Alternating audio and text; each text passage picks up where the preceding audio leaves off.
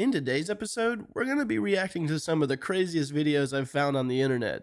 Let's get into it. We've learned about the UAP activity in our oceans, particularly. Have you spoken with sources who have provided any evidence or eyewitness accounts of these UAPs interacting with our naval forces or being detected by our underwater surveillance systems? Nothing beyond what's in the report and then the specific case that I mentioned with the orb.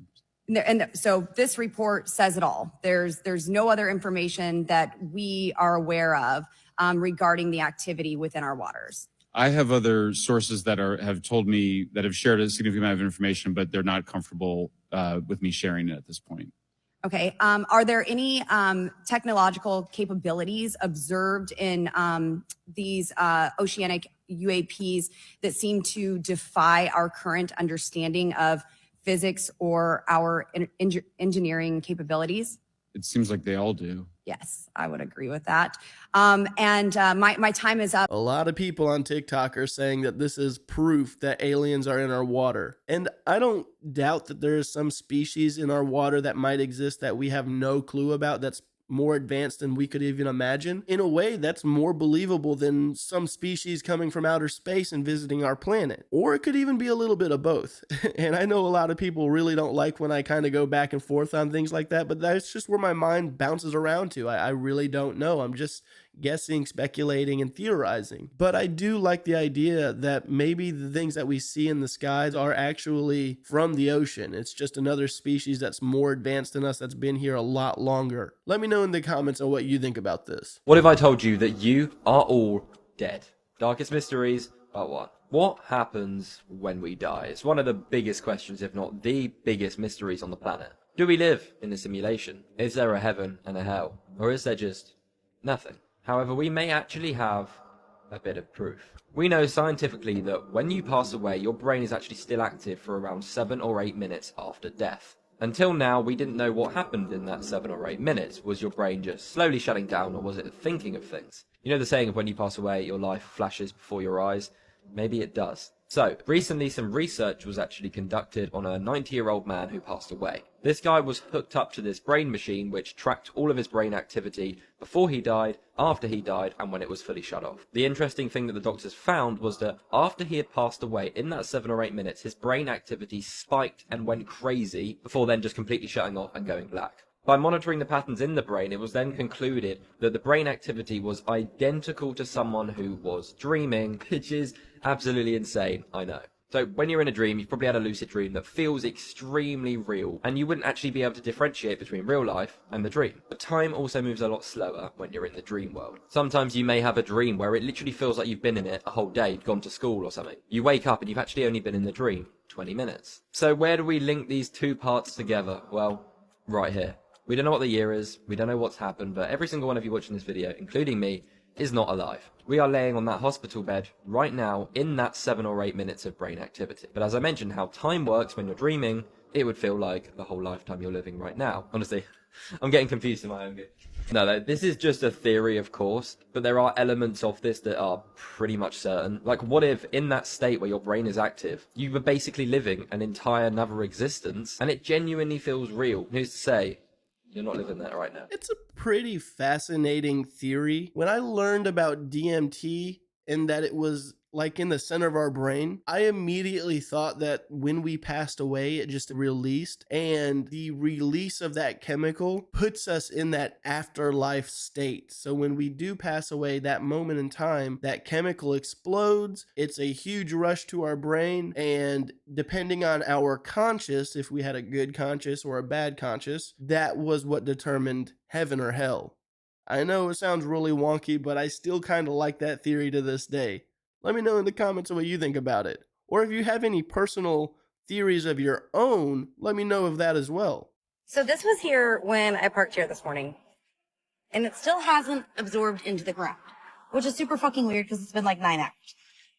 Like, it looks like somebody dumped something out, and it's just not absorbing or drying up at all. But look at this. What the fuck is that? And don't tell me to smell it. I'm not going to smell it. Okay. I'm going to smell it. Hang on. All right. I don't know how smart this is. It doesn't have a smell, so it's not syrup. Literally no smell. It's probably alien goo. I mean, that could be a number of things. I don't know if I would have just been walking around playing with it. It's obviously some kind of maybe melted sugar, syrup, something of that sort, I would say. But to be down there playing with it with the stick and everything, to put it even that close to your face, that's some bold moves. Have we ever been to the moon? Why is that Yeah. such a hot topic? Yeah, of course exactly. We haven't. I know. I agree. I don't think we've ever been to the moon. Here's a bunch of evidence that we went to the moon. We have footage. But if you think that footage is fake, the astronauts left mirrors on the moon. These are little mirrors right here, and independent observatories across the world tried bouncing lasers off the moon, obviously unsuccessfully, all the way up until Apollo 11. But then right after Apollo 11, 14, and 15, right after those mirrors were placed, the lasers bounced back. So mirrors appeared on the moon at the exact times that the Apollo missions were on the moon. Other countries have images of the Apollo landing sites. This one is from India, this one is from Japan, this one is from South Korea, and even China, who's one of our biggest competitors in space, found evidence of the Apollo moon landings on the moon. Also, the Soviet Union, who we were in a space race with, never called us liars. They tracked the Apollo missions the entire time. If they had a shred of evidence that they were fake, they would have told it. In fact, the Soviet Union and multiple radio technicians independently around the world detected and recorded transmissions from the Apollo astronauts from the surface of the moon. An observatory in Germany was able to track the Apollo 16 astronauts and intercept the television signals and produce images. Also, the Apollo astronauts brought back stuff from the moon. They brought back moon rocks, which were independently studied by scientists across the world unaffiliated with NASA. Even the Soviet Union and China received these lunar samples, and they all matched. And finally, 400,000 people worked on the Apollo missions. Could you get 400,000 people to agree on anything? I'll be completely honest. I had no clue that there was mirrors on the moon. That is a new one to me. With that being said, I personally do think that we went to the moon, but I can also see where it's really easy to fake. Even down to the other countries being able to hear our radio signals and things like that. Someone that's smart enough in some organization could probably come up with a way to say, well, we're going to send out these false signals so that people believe that they're listening to our mission. But let me know in the comments of what you guys think. I always enjoy good moon and space talk. Hey, if you haven't done so already and you're enjoying the video, go ahead and give it a like. And if you're new to the channel, subscribe. For everyone that's watching and or subscribed, thank you so much for watching and thank you for being subscribed. Also, I want to give a special shout out to all of my active members that I have currently on my channel. So thank you to everyone that you currently see on the screen. I cannot thank you enough for supporting the channel. And if anyone is interested in becoming a member of the channel, it is 99 cents a month. And with that, it includes emojis of my face that you can use in the comments. And when I upload a video, it just immediately comes out. Normally, I have my video scheduled to come out at 9 a.m. Eastern Standard Time. But when you're a member, when I upload it to YouTube, it just immediately comes out for you to watch. It does not have a schedule process. So if any of that sounds of interest to you, again, it is 99 cents. I cannot thank you enough for further supporting my channel. So thank you. Y'all have got to see these UFOs captured off the coast of Florida. This video was taken in 1994 by a fisherman on a fishing boat out in the middle of the ocean. Him and his crew stated that they saw silver orbs coming out of the ocean, and they were glowing like fire. He got out his camcorder and he started to record. Now, it is very unstable because back then, camcorders didn't have stabilization built into them. But he did try to zoom in on them so we could see them a little bit better. Unfortunately, it's just extremely unstable. But as you can see, there are a lot just floating out in the middle of nowhere in the ocean. I do find it pretty crazy because the declassified UFO information that we've gotten from the military are these strange silver spheres that glow like fire, and they're usually spotted out in the ocean and they go in and out of the water. Now, there are theories that there's like alien bases in the depths of the sea. But what do you guys think about this? And what do you think these things are? It really surprises me that footage from 1994 almost looks like the same type of footage that we capture today in modern times with the modern equipment. Like, it almost is like exactly identical, and that's funny to me. With that being said, back in 1994, that was a really good catch, I would say. And zooming in on them, they do look like individual spherical-like objects. I really have no clue what they could be. If anyone does, let me know. You want to talk about lizard people? You know, reptilian humanoids who've been here before us, live among us, and control everything that happens in our world. One of the most infamous theories to exist. The debunkers tried really hard to stop me from talking about this one. Oh yeah, we're doing lizard people. Cause it's not just a recent thing. The idea of reptilian beings has been around for thousands of years. And lately we've had countless instances where we allegedly catch them slipping in 4K on TV. Well, more like 144p, always questionably blurry, still unsettling to think about, but are any of these real? Whether a flicker of lizard-like eyes, scaly skin, or just some weird reptilian shape-shifting going on, their jig is finally up, and it's time to expose them. Reptilians, Silurians, Draconians, Archons, or just plain lizard people. This age-old theory definitely didn't appear overnight. As many myths do, this one traces back to some of the oldest stories ever told around the world. Yup, it's the classic, look at all these past civilizations that talked about this, so it must be true argument that the closed-minded love to dismiss. But try to tell me there isn't more than one common theme here. From the human-cobra hybrid Nagas in Hindu mythology to Quetzalcoatl, the serpent god of the Aztecs in Central America. Ancient African shamans had tales of the Ninki Nanka, a race of reptilians. Apep was one of the Egyptian gods of chaos, taking the form of a great snake. The Hopi and Zuni natives of North America called them the ant people, who helped them take refuge in underground cities after a worldwide cataclysm. Chinese and other East Asian cultures spoke of the Kappa, aquatic reptilian humanoids. Ancient Mesopotamia had the Ubaid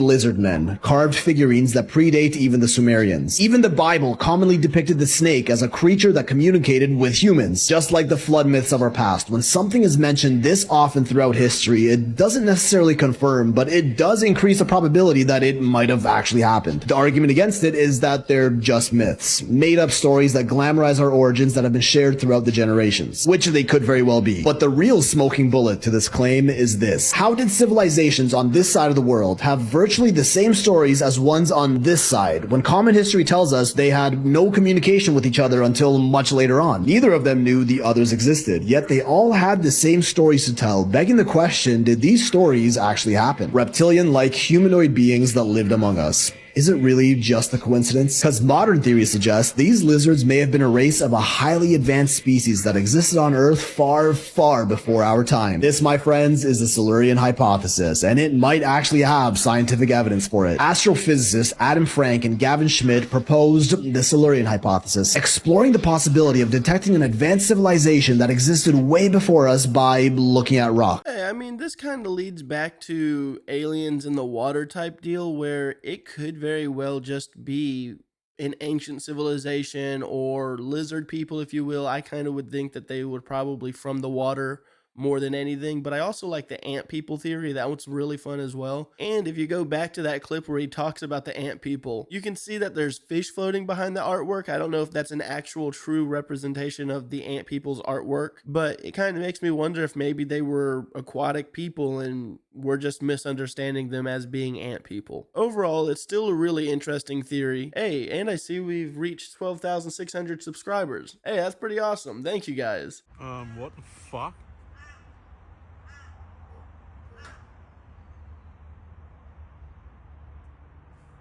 Oh, fuck. I'm not exactly sure what that was.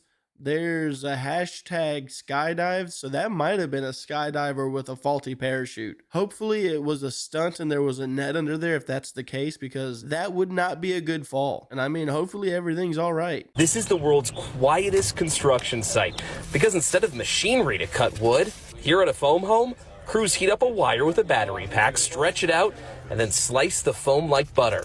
Then they glue it to the rest of the house with a glue that turns into more foam. So it is 100% breathable, 100% livable.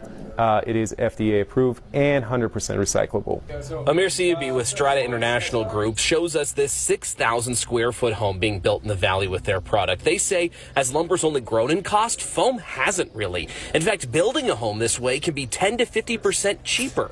No supply chains in the last year that has ever affected us, and no supply chains moving forward that's affecting us. Eventually, the foam's covered in a thin layer of their concrete formula, and you'd never tell it was a foam home. You might think foam makes rickety home, they say you're wrong. In fact, they tell us the foam can withstand more than 200-mile-per-hour winds. They call it earthquake and hurricane-proof and fire-resistant. Amir says the home is essentially made out of insulation, so it's more than twice as energy efficient as a traditional wood structure. This is the only type of construction that makes sense moving forward due to climate change, due to supply chain. This is the type of product that will make sense to build with, not only because of cost, time frame, but it saves our world as well as being as the most eco-friendly product to build with. I would really like to see one of these in person. Let me know what you guys think about these. And I would hope that it would cut down on cost, but I really don't know. It might be expensive to make the chemicals. Someone really took an uprooted oak tree in Riverview Park. Wow. And just decided to carve away.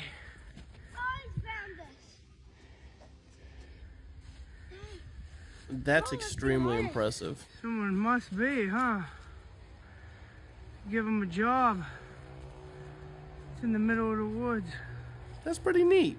Here's a frightening story from SciPost that says people with psychopathic traits fail to learn from painful outcomes, i.e. punishment, individual failure, or just general painful outcomes from their actions don't cause them to change their opinion or really learn anything meaningful.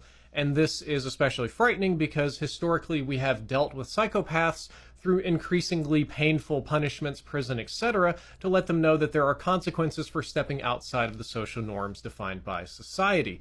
And something like this can adequately explain the revolving door of the US prison system, why so many people recommit, why punishment doesn't seem to work. And we'll get into all of that, but I think it's briefly important to define what we're talking about by psychopathy. We're talking about antisocial personality disorder, also known as sociopathy, and there's a couple of other names for it, but it's largely the same cluster of personality traits, most known by its lack of remorse, exploiting others, aggressive behaviors, impulsivity and irritability, disregard for rules, and feelings of superiority. This is everybody from the completely, like psychopathic serial killers, all the way up to surgeons that don't care if you live or die, they just want a good, success rate, or perhaps even CEOs of big companies or military leaders that are known for their ruthlessness, probably somewhere on the ASPD spectrum. Now, this study was very interesting. It was published in Communications Psychology, which we'll go ahead and open up so you can see the actual paper, in case you want to go look that up on your own time. And it basically says that they don't have the ability to learn from painful consequences, and the researchers found that people with elevated psychopathic traits tend to revert quickly to beliefs after experiencing pain. For the study, the researchers recruited about 106 participants from the general population, measured each person's level of psychopathic traits using a self-report questionnaire. Not perfect, but it's close enough to get people that are at least somewhere on the spectrum. The patients then underwent a series of controlled pain assessments, and the researchers used the device to deliver mild electric shocks to each participant's arm, measuring their pain threshold. These were used to give the researchers a reliable gauge of the patient's sensitivity to pain, and then after that, the participants completed a computer-based learning task where they had to choose between two options, each carrying a possibility of either reward or punishment. In one part of the task, choosing correctly leads to monetary rewards, while choosing incorrectly leads to a financial penalty, and in other parts, incorrect choices lead to small electric shocks.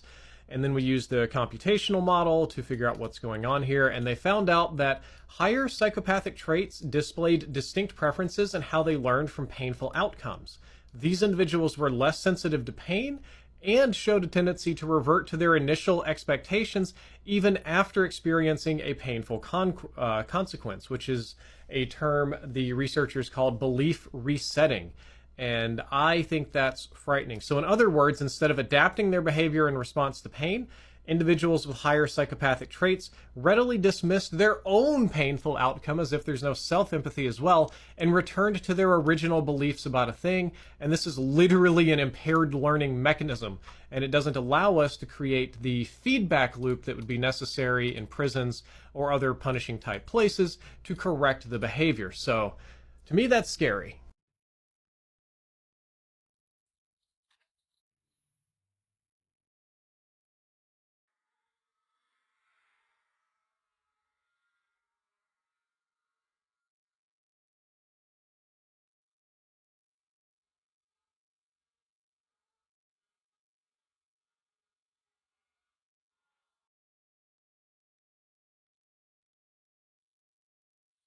That really does look like a dog, wolf, coyote all in one. It's a really interesting looking creature.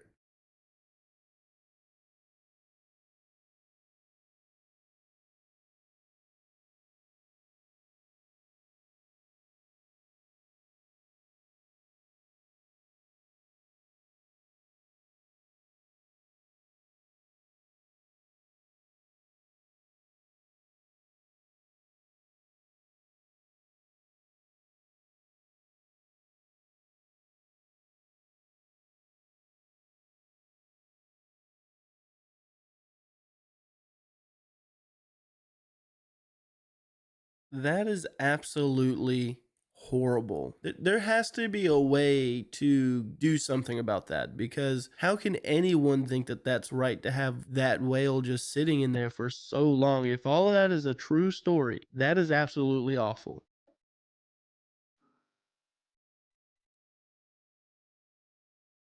Oh, I see it.